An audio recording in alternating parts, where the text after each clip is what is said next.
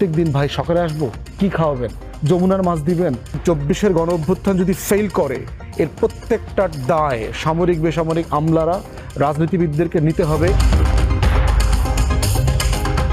Barrister Asaduzzaman Fuad, আমি এই যে রাজনীতিতে অস্থিরতা অনিশ্চয়তার কথা বলা হচ্ছে, বা আমরাও দেখছি যে বিএনপিও বলছে যে যদি ডিসেম্বরে নির্বাচন না হয় তাহলে এই সরকারের কে সহযোগিতা করা সম্ভব নাও হতে পারে, এক ধরনের হুমকি আছে, ডিসেম্বরেই নির্বাচন হতে হবে, সেটা একটা দেখছি।